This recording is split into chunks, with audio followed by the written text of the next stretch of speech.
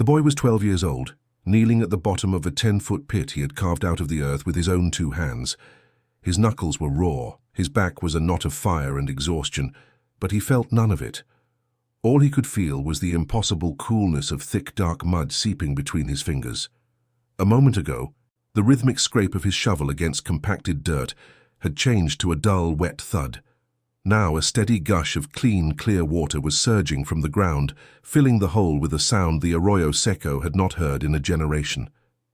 It was then, as the water pooled around his knees, that Eli Thomas Hargrove finally broke.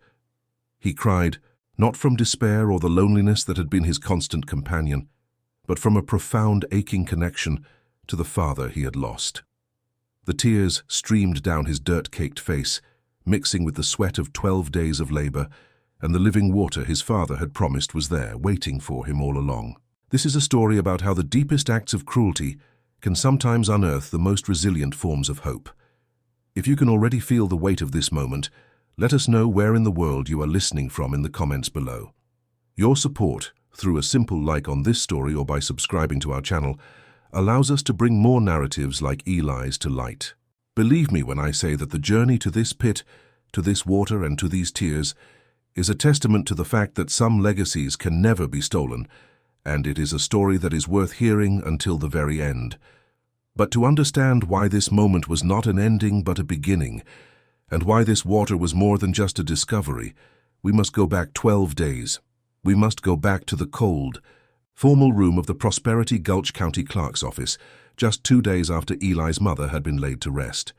It was there, surrounded by the stifled chuckles of the townsfolk, that his stepfather, Vernon Price, with a smile that never reached his eyes, publicly handed a 12-year-old orphan his entire inheritance, a deed to 20 acres of a bone-dry riverbed, an act of humiliation designed to erase the boy from the town's memory, but which instead set in motion the very events that would change the fate of the entire county forever. The world 2.5 years prior was a place defined by a fine, brown silt that coated every surface, a suffocating blanket left behind by the dust storm that had claimed Samuel Hargrove. For his 10-year-old son, Eli, the silence that followed the storm was louder than the wind had ever been. It was a heavy, profound quiet that settled deep in the bones of the Hargrove cotton farm, a silence shared between him and his mother in the dim light of their kitchen. They moved through the days like ghosts, the grief a third presence at their small table, a constant, unspoken weight. His mother's hands, once busy with canning and mending, now rested in her lap for hours at a time, her gaze lost somewhere beyond the dusty window panes. Eli learned to move silently, to fetch water and stack firewood without a sound, as if any noise might shatter the fragile peace of their shared sorrow. This was the world before Vernon Price arrived, a world of quiet pain, but one where they still belonged to each other and to the land his father had loved. Vernon's arrival was an intrusion of sharp angles and foreign scents into their soft, grieving world. He came from Dallas in a polished black automobile that seemed to suck the light out of the hazy Texas sky. His city shoes crunching on the dusty path with an unnerving confidence. He smelled of tobacco and a sweet, cloying cologne that failed to mask the scent of ambition, a smell entirely alien to the farm's familiar aromas of earth and cotton. He spoke to Eli's mother in low, soothing tones that never quite reached his eyes, which were constantly scanning, assessing, and calculating the value of everything they touched. Eli, watching from the doorway, felt an instinctive recoiling. Vernon was a man made of straight lines and hard surfaces, a stark contrast to the memory of his father, who had been all warm smiles and calloused, gentle hands. Vernon Price did not belong here, yet he moved as if he already owned the place. His presence a cold stone dropped into the still pool of their grief. The marriage was a quiet, hurried affair at the county courthouse, an event that felt less like a celebration and more like the signing of a contract. Eli stood beside his mother, her hand trembling slightly in his, and watched her say the words that would seal their fate.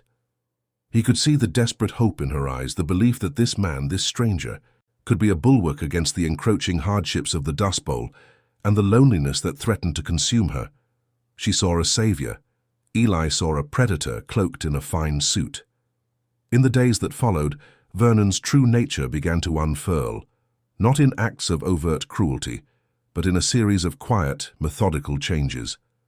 He moved his belongings into Samuel's old study, and the faint, comforting scent of his father's pipe tobacco was soon replaced by the sharp, sterile smell of Vernon's ledgers and ink, a clear and deliberate erasure of the man who had built this home with his own 2 hands.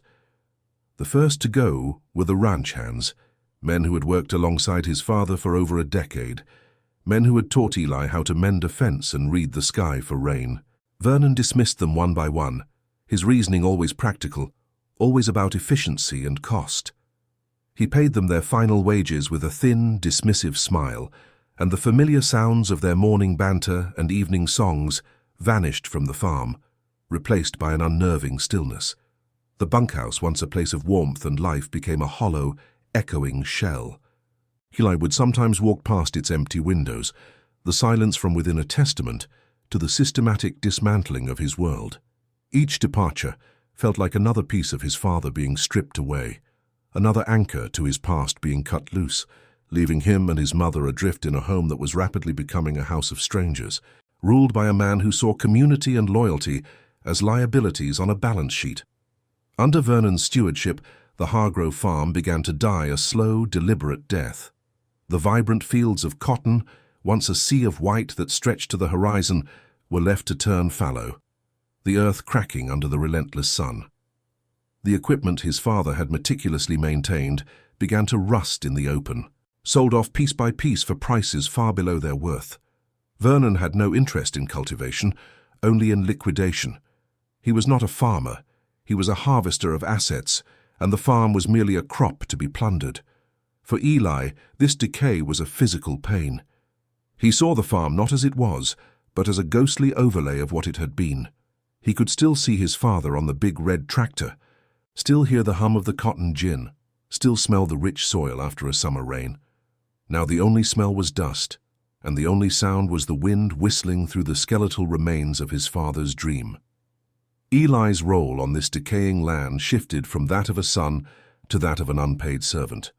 His days were filled with meaningless solitary tasks assigned by Vernon. He was sent to mend fences that enclosed barren fields, to clear tumbleweeds from irrigation ditches that had long run dry, to sweep the dust from the floors of the cavernous empty barn. The work was not meant to be productive. It was meant to be a constant reminder of his powerlessness, a way to keep him occupied and out of sight. He ate his meals alone in the kitchen after Vernon and his mother had finished, the scraps left on the stove a clear message of his diminished status. He learned to be invisible, to navigate the spaces of his own home like a shadow, his presence tolerated but never acknowledged. The sprawling farm, once his playground and his future, had become his prison, a landscape of his own isolation and grief. Vernon Price rarely spoke to Eli directly, and when he did, it was with a chilling detachment. He never used the boy's name, referring to him only as the boy, as if he were an object, a piece of inventory to be managed. His instructions were delivered without emotion, his gaze often fixed on a point just over Eli's shoulder. There was no anger, no shouting, just a cold, dismissive indifference that was somehow more cruel than outright hostility. This emotional neglect was a weapon, slowly eroding Eli's sense of self, making him feel like a ghost in his own life. He was a constant, inconvenient reminder of the man Vernon had replaced, and Vernon's every action seemed designed to erase that reminder, to reduce Eli to a non-entity, a footnote in the story of the Hargrove Farms acquisition. The silence from Vernon was a different kind of silence than the one he'd shared with his mother. This was a void, an active, suffocating absence of human connection. As the months bled into years, Eli watched his mother fade. Her grief, compounded by the slow death of the farm and her own powerlessness, settled in her chest, turning into a persistent, rasping cough. She grew thin and frail, her once bright eyes becoming clouded with a permanent sadness. She saw what Vernon was doing, saw the land withering, and her son becoming more withdrawn, but she seemed trapped in a state of paralysis, unable to fight against the man she had invited into their lives. She was a gentle soul, unequipped for the quiet, calculated cruelty of her new husband. Her attempts to defend Eli were weak and easily dismissed by Vernon's cold logic. She became a prisoner in her own home, her illness a physical manifestation of the spirit being crushed within her. For Eli, watching her decline was the cruelest blow of all, a slow-motion tragedy he was utterly powerless to prevent. In the face of this relentless decay, Eli found his only solace in the small forgotten corners of the farm that still held the echo of his father. He would retreat to the old workshop, a small wooden building behind the barn that Vernon had deemed worthless. Inside, the air was thick with the familiar, comforting smells of sawdust, oil, and worn leather. He would run his small hands over his father's tools, each wrench and hammer a tangible link to the past, a connection to a time of strength and safety. He would often find himself standing before his father's old desk, a heavy oak piece Vernon had relegated to the back of the room. He was particularly drawn to a small locked drawer, one he had seen his father use for his most important papers. He didn't know what it held, but he felt a deep, instinctual certainty that something of his father, some essential part of him, was preserved inside, waiting. The dust became a character in their lives, a constant, oppressive presence. It was more than just dirt, it was a symbol of their slow suffocation. It seeped through the window frames and under the doors, coating the furniture, the food, the water in the basin. It was the first thing Eli tasted in the morning, and the last thing he felt in his throat at night. His mother's cough worsened with every passing dust storm, the fine particles lodging themselves deep in her weakened lungs. The sky itself seemed to be complicit in their misery, often turning a sickly shade of ochre, the sun a pale, distant disk. The world outside the farmhouse was losing its color, its vibrancy, mirroring the slow draining of life from within. The encroaching desert was a physical manifestation of Vernon's soul, slowly burying everything that had once been green and full of life under a blanket of sterile brown dust. One afternoon, a flatbed truck arrived to haul away his father's favorite tractor, the one Samuel had called Old Red. Eli stood on the porch and watched as two men winched the machine, a symbol of the farm's former prosperity, onto the truck bed. It was a piece of his childhood, a memory of sitting on his father's lap, his small hands on the giant steering wheel. He looked at Vernon, who was overseeing the transaction, expecting some flicker of acknowledgement, some recognition of the moment's significance. But Vernon simply counted the cash the driver handed him, folded it neatly, and placed it in his wallet without a single glance at the boy. In that moment, Eli understood the totality of Vernon's nature. Nothing was sacred. Memories had no value. Love was not a currency he recognized. Everything and everyone was simply an asset to be stripped and sold. The 2.5 years between his father's death and his mother's final decline became a long, monotonous blur of this quiet suffering. Eli grew from a grieving 10-year-old into a hardened, watchful 12-year-old. The softness of childhood had been worn away by labor and loneliness, leaving behind a resilient core of quiet determination. He learned to read the subtle shifts in Vernon's moods, to anticipate his demands, and to hoard small moments of peace like a precious resource. The farm was now a skeleton of its former self, and his mother was a ghost, her presence little more than the sound of her labored breathing from the bedroom. He was utterly alone, a solitary figure moving through a landscape of decay, the last living remnant of a legacy that Vernon Price was determined to completely and utterly erase. In the final days, he sat by his mother's bedside, holding her cool, thin hand. She was too weak to speak much, her words lost in the rasp of her breathing. But in moments of clarity, her eyes would find his, and he could see the deep well of her love and her regret. She would sometimes whisper his father's name, her gaze fixed on the ceiling as if she could see him there waiting for her. Her passing was quiet, almost peaceful, a final surrender to the illness that had taken root in her grief. As he sat there in the still, silent room after she was gone, Eli felt not a fresh wave of sorrow, but a profound and terrifying emptiness. He was no longer a son, he was an orphan. And he knew with a certainty that chilled him to the bone that Vernon's calculated indifference was about to transform into something far more active and far more public. This silent, grinding existence had become his normal. It was a life lived in the shadows of what once was, a daily exercise in survival against an enemy who fought not with fists but with ledgers and neglect. The private humiliation of being a servant in his own home, of watching everything he loved be dismantled or die, had reached its conclusion. The stage was now set for a different kind of cruelty, a public spectacle designed to sever his last tie to the land and his name. The quiet suffering was about to end, not with relief but with a final declarative act of erasure, in the cold, formal room of the Prosperity Gulch County Clerk's office, an act that would strip him of everything, leaving him with nothing but 20 acres of dust and a name he now had to defend all on his own. The day of his mother's funeral was a study in contrasts. The sky was a brilliant, cloudless blue, a cruel mockery of the grey emptiness that had settled inside Eli's chest. Neighbours and church members filled the small parlour, their hushed condolences and sympathetic glances feeling like a physical weight on his shoulders. He moved among them, a small silent figure in a borrowed black coat accepting their pats on the head with a numb detachment. But his attention was fixed on Vernon. His stepfather was the perfect picture of a grieving widower, his face a mask of solemnity, his voice low and respectful as he accepted the town's sympathies. Yet Eli saw the truth in the quick, restless flicker of his eyes. Vernon wasn't grieving, he was waiting. He was an actor on a stage, patiently waiting for the curtain to fall on the final scene so he could claim his prize. Later that evening, after the last of the mourners had departed, a profound silence descended upon the house, thicker and more oppressive than ever before.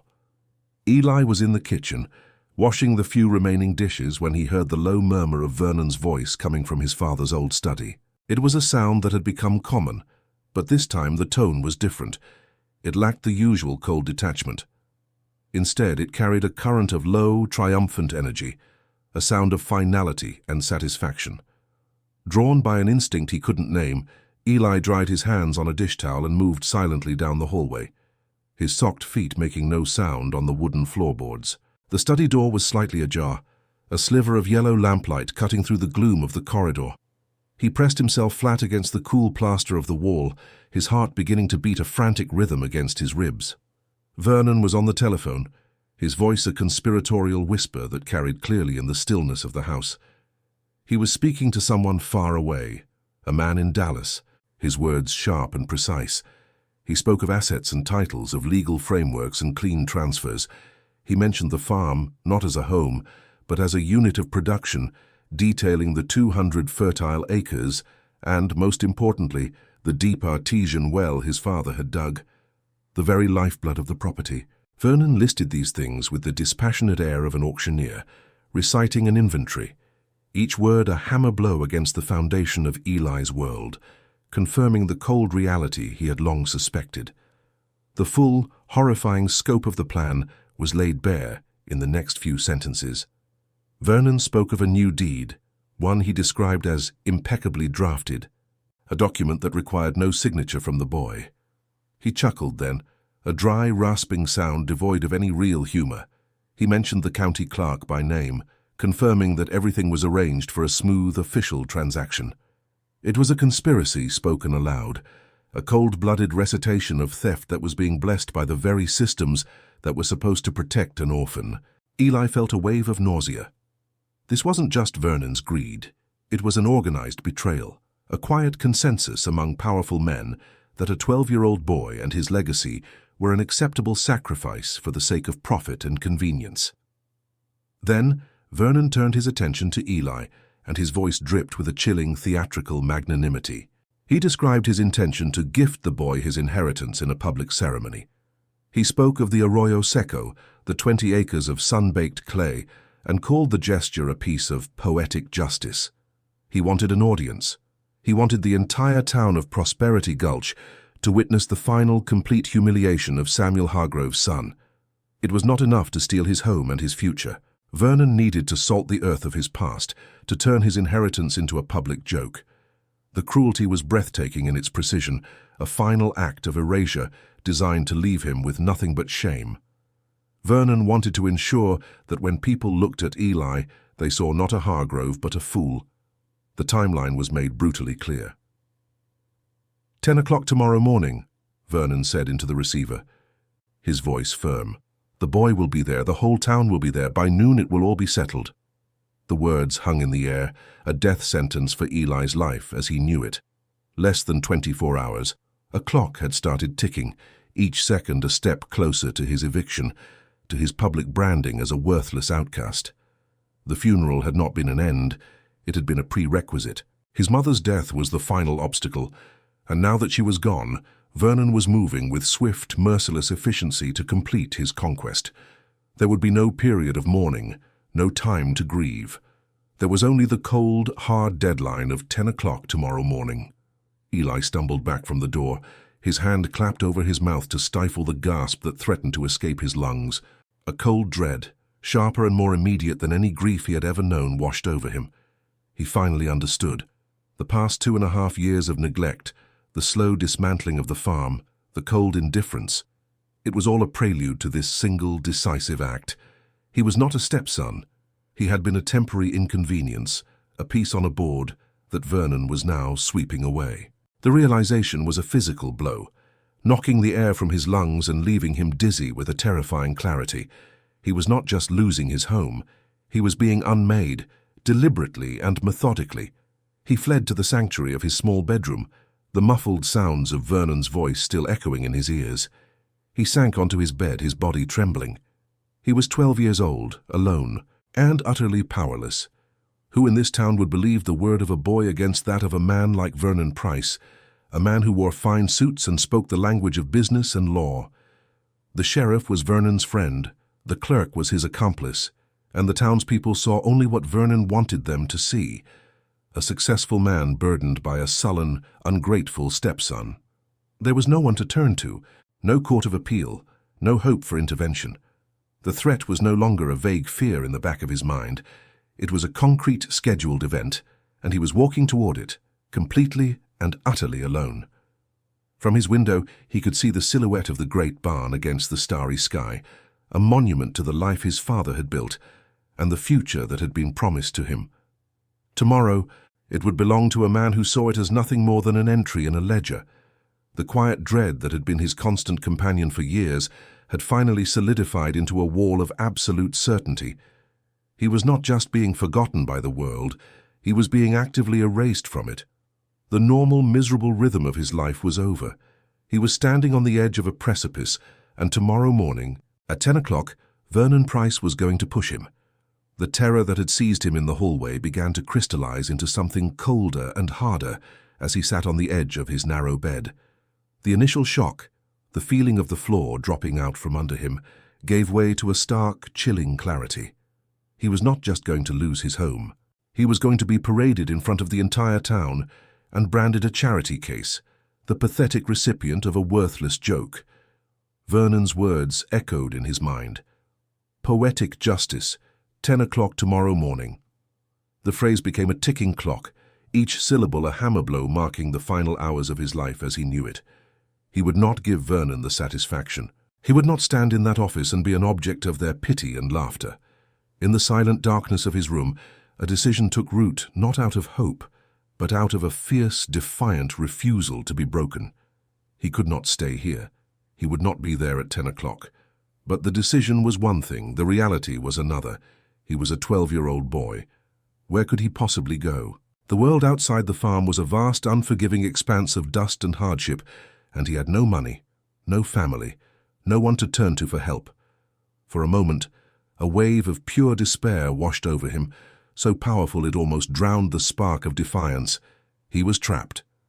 Then, through the fog of his fear, a single image surfaced in his mind, his father's old desk in the workshop, and the small, locked drawer he had always been so curious about.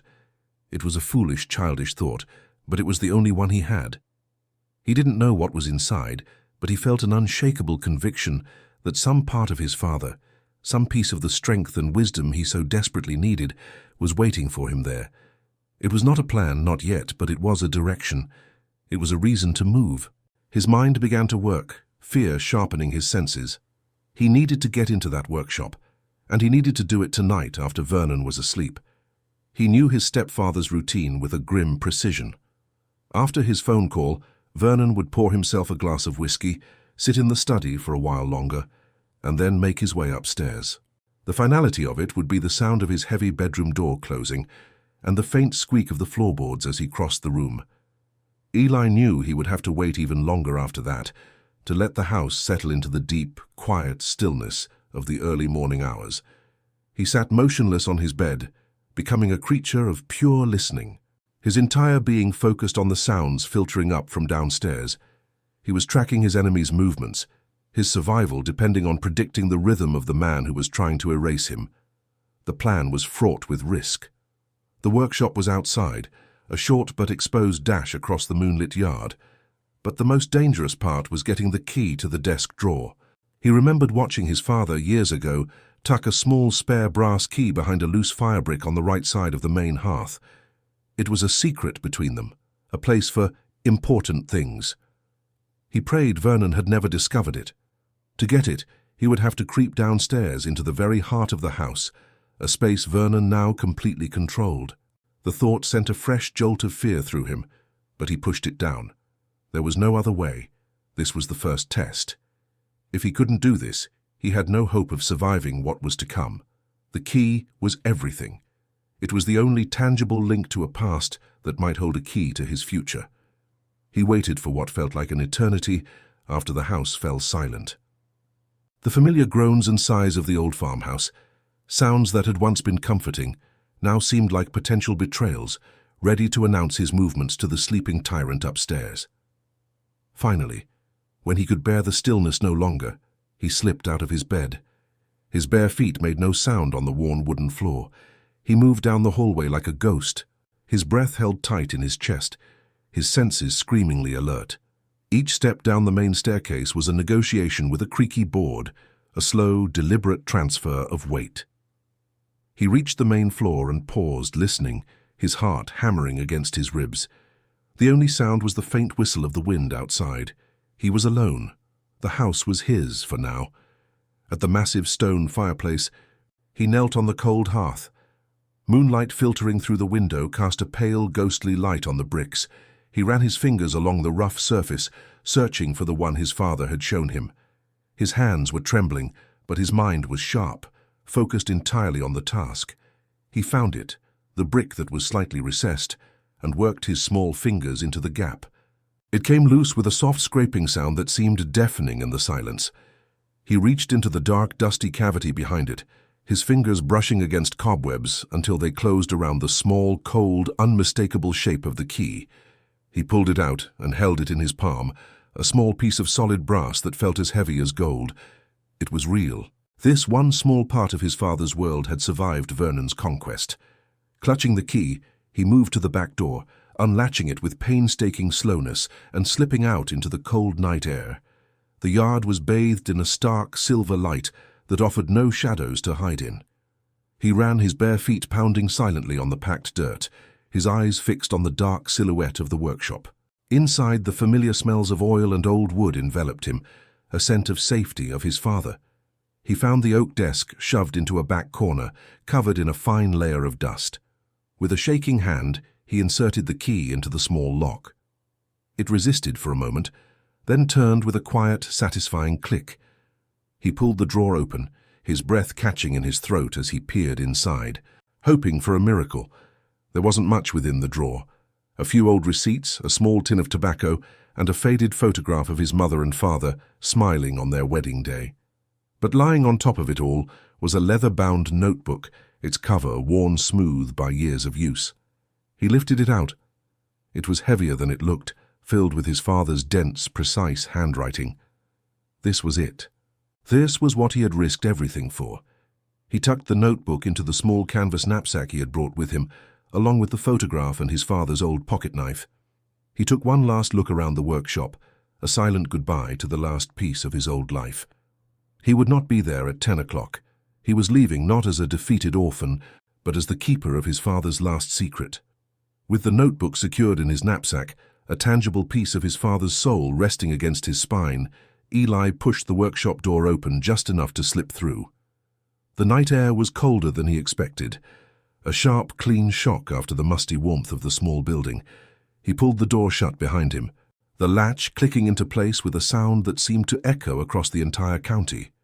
He stood frozen for a long moment, his heart a frantic drum against his ribs, listening for any sign that the sound had carried to the main house. There was only the low whisper of the wind moving through the dead cotton stalks, a lonely, rustling sound that underscored the vast emptiness of the yard. The moon was a brilliant, unforgiving disk in the sky, bathing the entire farm in a stark silver light that offered precious few shadows to hide a fleeing boy. His first instinct was to run, to sprint across the open ground and put as much distance as possible between himself and the sleeping house. But he fought the impulse down, knowing that a moving shadow was more likely to catch an eye than a still one. He had to be smarter than his fear. The most direct path to the main road lay straight past the front porch, but that was unthinkable. Instead, he chose the longer, more treacherous route along the back of the property, a path that would take him past the rusting, skeletal remains of the farm equipment Vernon had not yet managed to sell. He began to move, keeping low to the ground, his body a tight coil of focused terror. The house loomed to his left, a dark, silent monolith that held the man who had stolen his world. Every window was a potential eye, every creak of the old structure a potential alarm.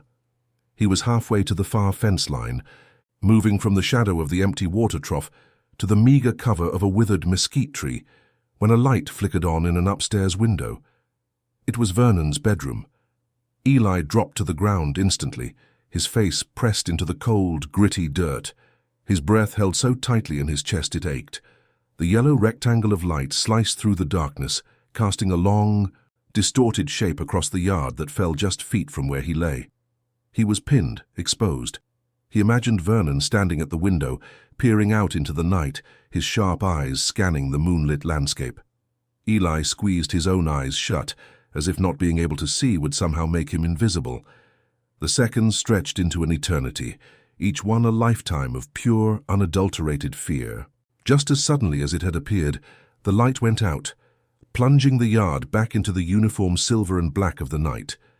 Eli remained motionless, his muscles screaming with tension, forcing himself to count to 100 before he dared to move. He listened with an intensity that made his ears ring, straining for the sound of a door opening or footsteps on the porch. Nothing. The house remained silent, a sleeping beast once more. He finally allowed himself a shallow, ragged breath, the taste of dust and fear coating his tongue. The close call had left him trembling, a cold sweat breaking out on his brow despite the chill in the air. He knew he couldn't stay there. He had to keep moving. Pushing himself up slowly, he resumed his careful, silent trek toward the property's edge, his every sense now screaming with heightened alert. He reached the barbed wire fence that marked the boundary of the Hargrove farm, the end of his world as he had always known it. It was taller than he was. 5 strands of rusted wire stretched taut between weathered cedar posts, a barrier designed to keep cattle in, not to keep a desperate boy out. He ran a hand along the lowest strand, feeling the sharp points bite into his fingertips. Climbing it would be noisy and dangerous. He began to walk along the fence line, his eyes scanning the ground, searching for any weakness, any flaw in the perimeter that Vernon had so carefully secured. The fence seemed to stretch on forever in either direction, a physical manifestation of his imprisonment, a final, sharp-toothed obstacle between him and whatever future lay beyond its confines. He felt a surge of panic, the fear that he was trapped, that his escape had been doomed from the start. Then he saw it. Near the base of a thick, gnarled post, years of wind and rain had carved a shallow washout beneath the fence, a depression in the hard-packed earth where the soil had been carried away. It wasn't much of a gap, but it might be just enough. Dropping to his stomach, Eli began to wriggle his way into the narrow space, the dirt cold and damp against his skin. The sharp barbs of the lowest wire snagged the back of his thin cotton shirt, holding him fast for a terrifying moment. He twisted his body, carefully working the fabric free, the metal scraping against his back with a soft, grating sound. He pushed forward with his toes inch by painful inch until his head and shoulders were through. With one final, desperate squirm, he pulled the rest of his body and his knapsack clear, emerging on the other side, free. He was standing in the tall, dry grass that bordered the main county road. He was officially off the property. He had done it. But the feeling was not one of triumph, but of a profound and terrifying solitude. He looked back one last time at the dark shape of the farmhouse, the only home he had ever known. now a symbol of everything he had lost. There was no time for sentiment. He scrambled across the wide, empty road, his bare feet kicking up small puffs of dust that hung in the still air like tiny ghosts. He plunged into the darkness of the open rangeland on the other side, the rough terrain a welcome cover after the exposed vulnerability of the farm. He was now just a small, solitary figure moving through an immense and indifferent landscape, guided only by the cold light of the stars. The initial adrenaline of the escape began to fade, replaced by a deep, bone-aching weariness. He had no real sense of the distance to the Arroyo Seco, only that it was far. The ground was uneven, littered with sharp rocks that bruised the soles of his feet and thorny bushes that tore at his trousers.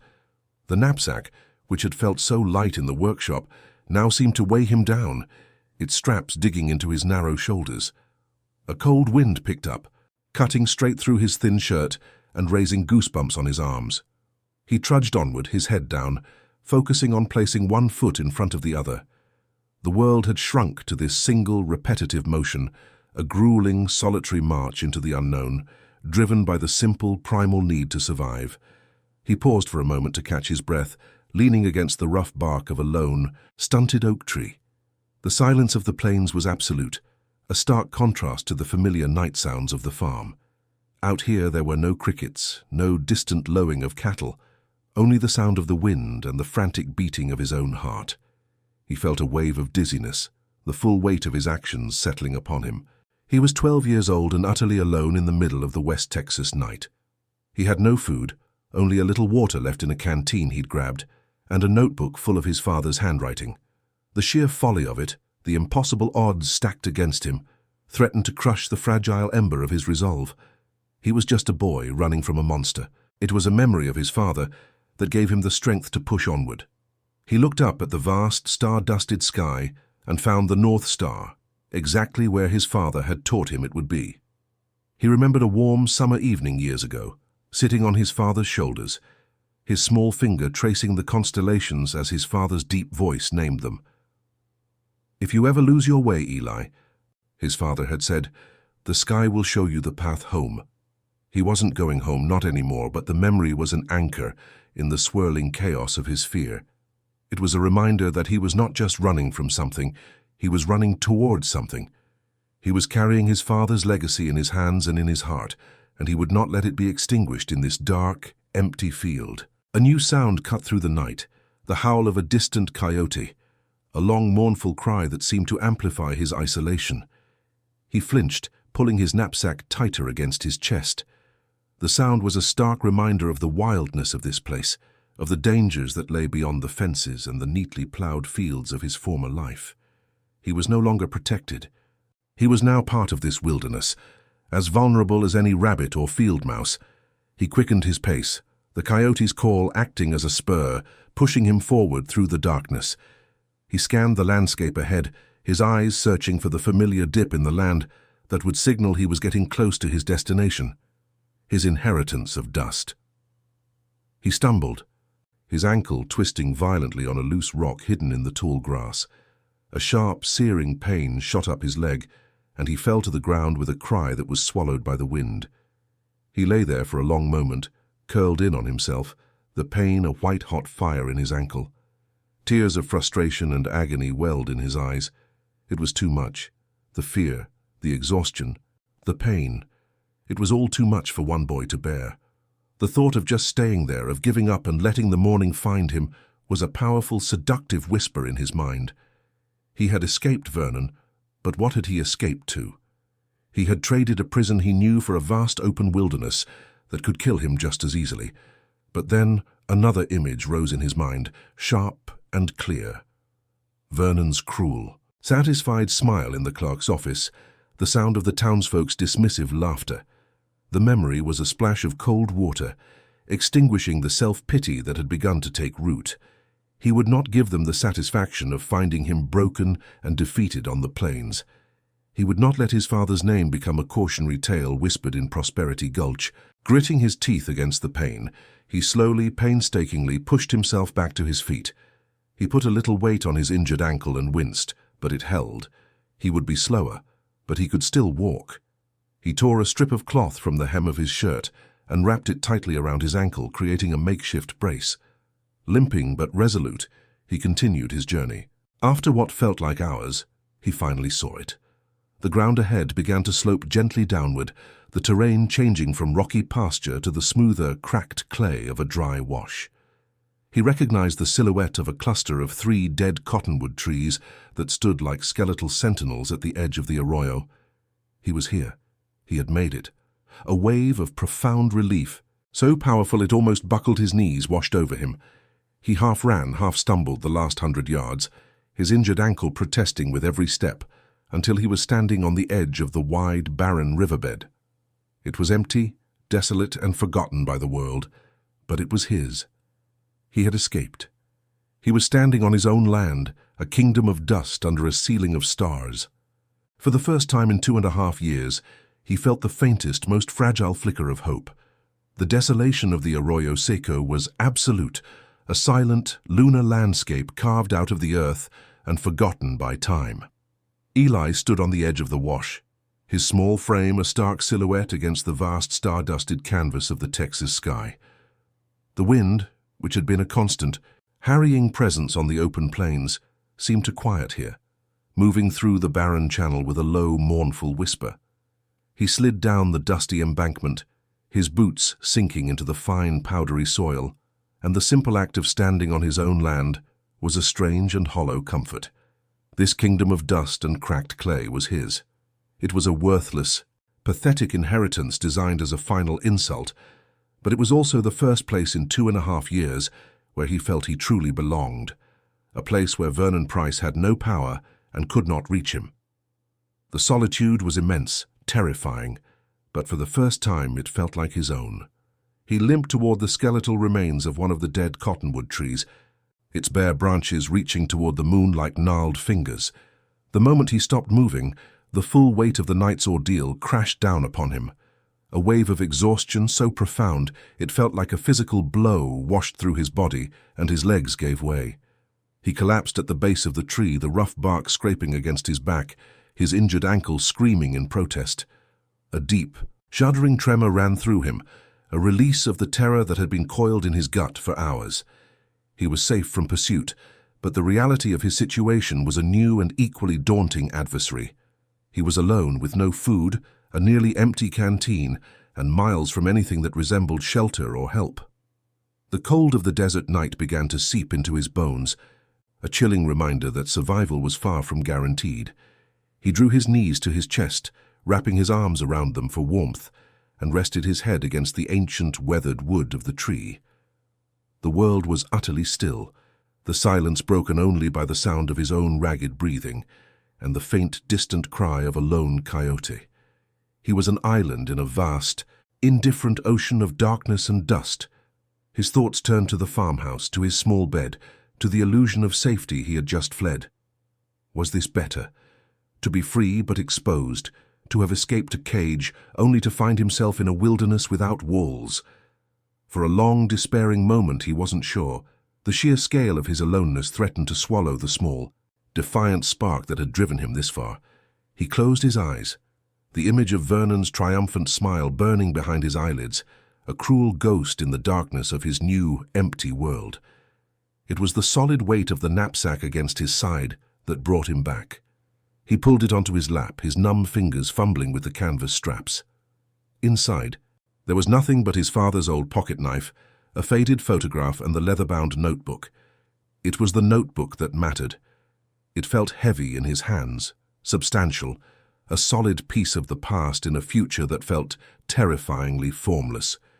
He ran his thumb over the worn cover, the leather softened and smoothed by his father's hands over countless years. This object had been important enough for his father to lock away, a repository of his thoughts, his work, his very essence. Vernon had dismissed it as worthless, but Eli knew, with a certainty that defied logic, that it was the most valuable thing he had ever possessed. It was the only voice left that might speak to him, that might tell him what to do. With trembling hands, he opened the notebook. The moonlight was surprisingly bright in the clear, dry air, casting a pale silver glow on the pages. The first several entries were dense with a script he knew as well as his own name, his father's precise, slightly slanted handwriting filling every line. He saw dates, rainfall measurements, notes on soil acidity, and crop rotation schedules. It was a farmer's journal, a meticulous record of a life dedicated to understanding and working the land. A pang of disappointment, sharp and cold, went through him. He didn't know what he had been expecting. A letter, a hidden stash of money, some magical solution. But a collection of old farming notes felt like a dead end, another piece of a past that could no longer help him. He was a boy with a useless piece of land, and a book about how to farm a prosperous one. He continued to turn the pages, the dry paper whispering in the silence. He moved past the years of planting and harvesting, past the records of drought and plenty. Then the nature of the entries began to change. The neat columns of rainfall data were replaced by something else entirely. He was looking at drawings, intricate and detailed maps of the land. He recognized the familiar outline of the Hargrove property, every fence line, every field, every building rendered with an engineer's precision. It was beautiful and heartbreaking, a perfect portrait of the world he had just lost. He traced the lines with a dirty fingertip, his heart aching with a fresh wave of grief. Why had his father drawn all this?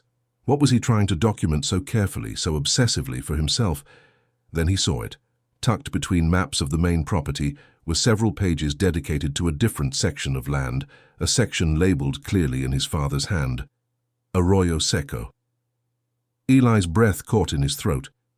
His father had mapped this place, this worthless, forgotten wash. He had charted its contours, noted the composition of its soil, and marked the positions of the 3 dead cottonwoods with tiny, careful illustrations. The detail was staggering, the effort immense. It made no sense. This land was nothing, a joke, a piece of earth that the county had written off decades ago. Yet his father had studied it, had spent hours, perhaps days, committing its barren features to paper, as if it were the most important parcel of land in the entire state of Texas. He turned the page, and his world shifted on its axis. This page contained a single, large-scale map of the 20 acres he now sat upon. In the very center of the map, located roughly halfway between the 2 largest cottonwood trees, was a single, bold, unmistakable mark drawn in red ink. It was a large X. It was not a casual notation. It was a deliberate, emphatic declaration, the ink slightly thicker than the surrounding lines, as if his father had pressed down hard with the pen, wanting this one spot to be seen, to be found. The red stood out against the black ink and the pale paper like a drop of blood, a vibrant, living thing in a document of the past. It was a beacon, a signal fire lit years ago waiting for him in the darkness. His eyes scanned the margins of the page, searching for an explanation. Beside the map, his father had written a series of notes and calculations, a swirl of numbers and geological terms that were mostly meaningless to him. He saw words like permeable strata, hydrostatic pressure, and Ogallala, but they were just abstract symbols. Then, at the very bottom of the page, separated from the technical jargon, was a single, clear sentence, underlined not once, but twice. The words seemed to lift off the page, charged with an impossible energy. Living water, his father had written, no deeper than 12 feet. It wasn't a theory or a hope. It was a statement of fact, a promise written in his father's hand, a direct and personal message sent across the silent chasm of death. A fire ignited in Eli's chest, a sudden fierce blaze that consumed the exhaustion, the fear, and the cold despair. He looked up from the notebook and stared out at the barren, moonlit landscape of the Arroyo Seco. He was no longer seeing a wasteland. He was seeing it through his father's eyes, as a place of hidden potential, of secret life. The inheritance was not the land itself. It was the knowledge contained in this book. Vernon's public act of humiliation was an accidental key, a cruel joke that had unwittingly unlocked his father's greatest secret. The last 2.5 years of silent suffering, of being treated like a ghost in his own home, suddenly coalesced into a single point of incandescent purpose. He was not an orphan to be pitied. He was a son with a mission. He carefully closed the notebook and placed it back in his knapsack. handling it now not as a memento but as a sacred text, a map to his own salvation. He pushed himself to his feet, ignoring the sharp protest from his ankle. The pain was a distant, unimportant thing now. He walked out into the center of the wash, his eyes scanning the ground, estimating the distance between the dead cottonwoods, his mind already working to pinpoint the location of the red X. He was still alone, still a boy against a hostile world, but he was no longer lost. His father had left him more than just land. He had left him a path. He had left him a reason to fight. The long, desperate night of his escape was over. The first day of his new life, a life of work and faith and fury, was about to begin. The following spring, as the worst of the drought began to bake the surrounding plains into a featureless brown pan, the Arroyo Seco was an impossible slash of vibrant green. While other farms withered, Eli's 20 acres thrived, fed by the constant, generous flow of his father's living water. It was this stark contrast that finally brought Vernon Price back.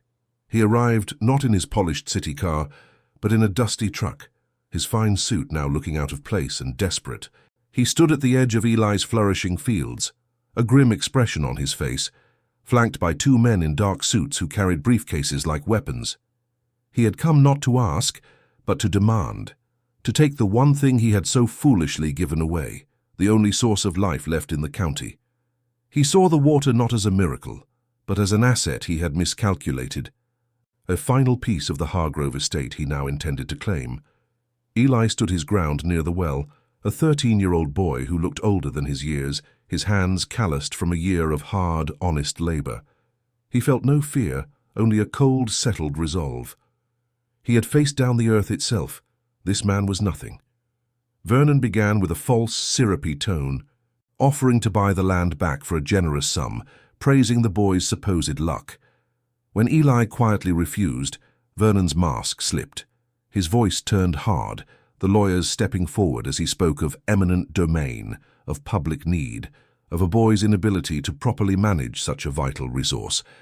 It was the same tactic he had always used, twisting the language of law and business to serve his own greed. He was confident, assured in his power to crush this final, inconvenient remnant of the Hargrove name. He saw a lone child, an easy victory, but Eli was not alone. From the small cabin Eli had built with the help of neighbors, Ezekiel Burns emerged, wiping his hands on a rag.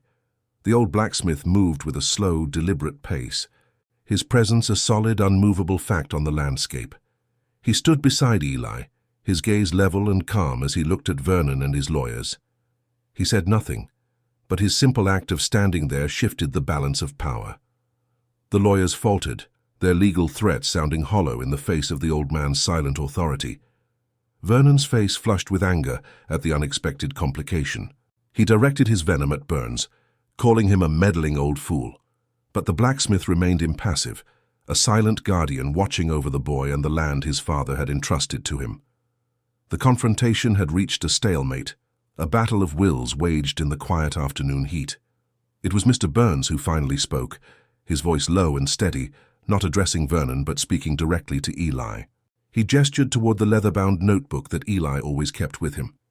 He told Eli that his father was a meticulous man, a man who planned for everything, not just for finding water, but for protecting it.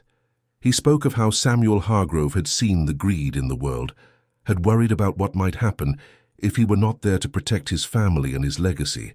The blacksmith then pointed to the back cover of the notebook, to a place Eli had never thought to look closely.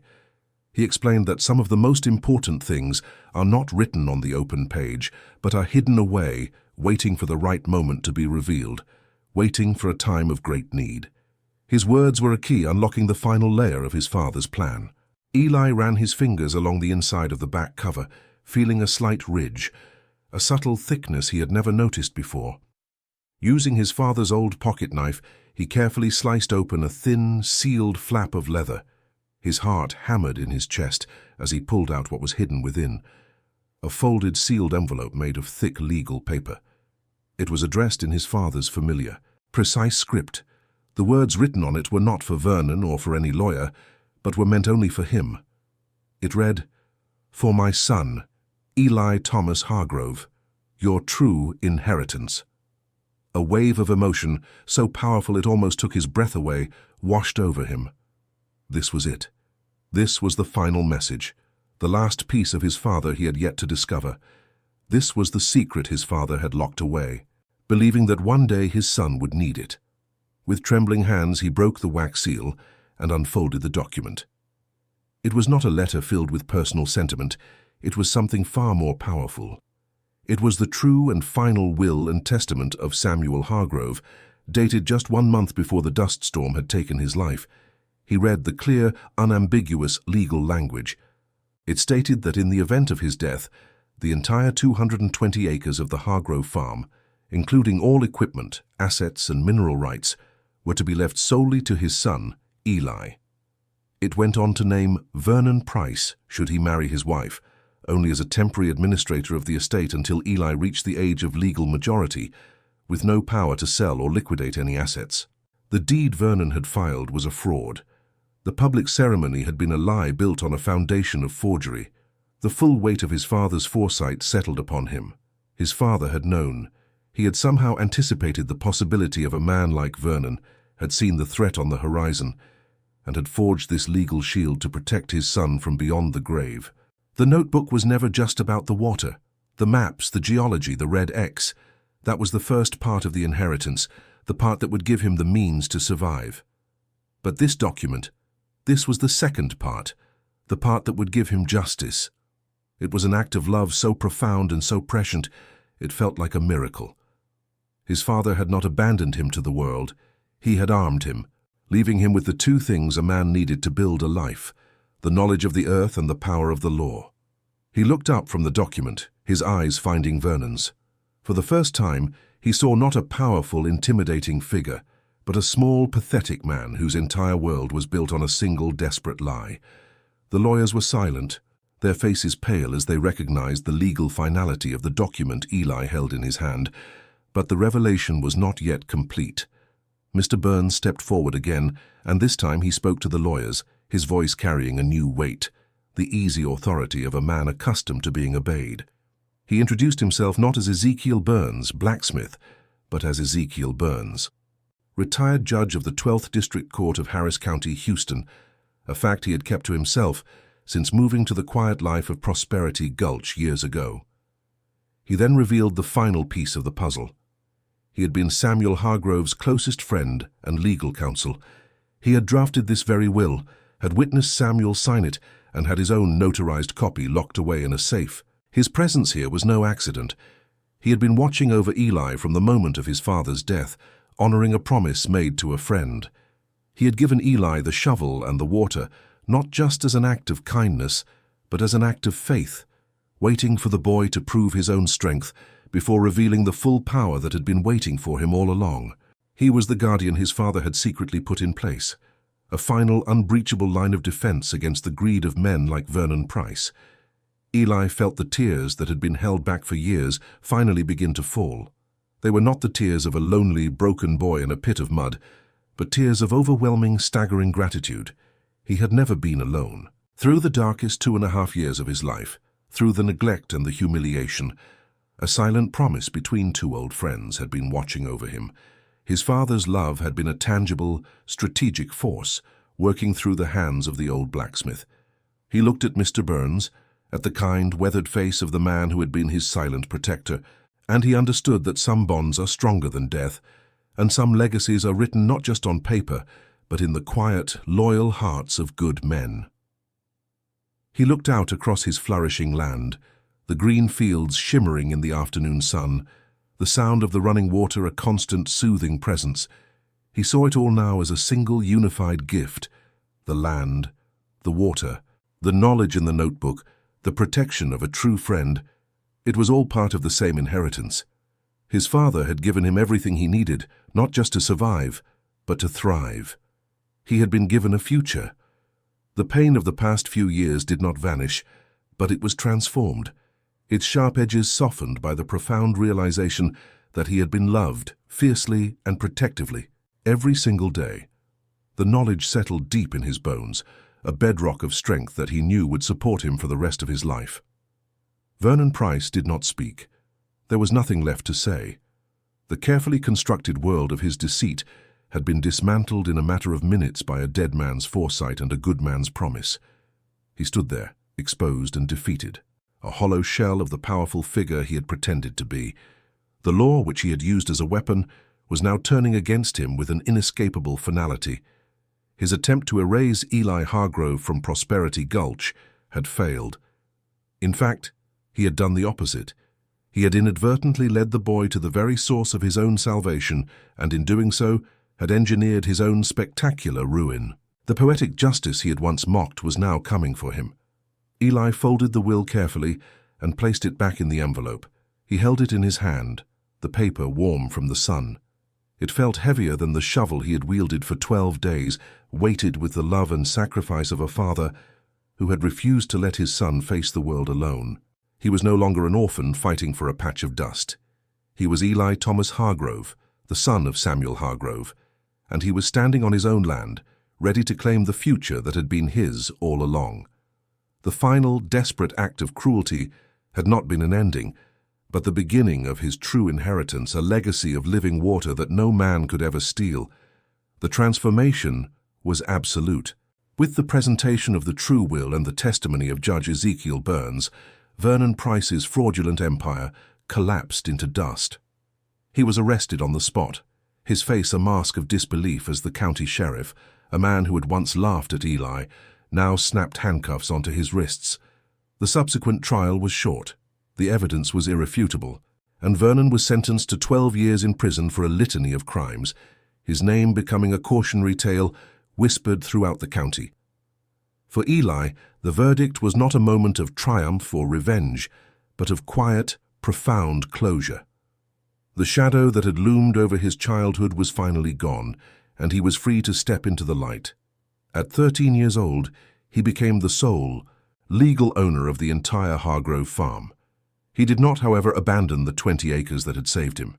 The Arroyo Seco became the heart of the new Hargrove farm, its spring a symbol of resilience and hope.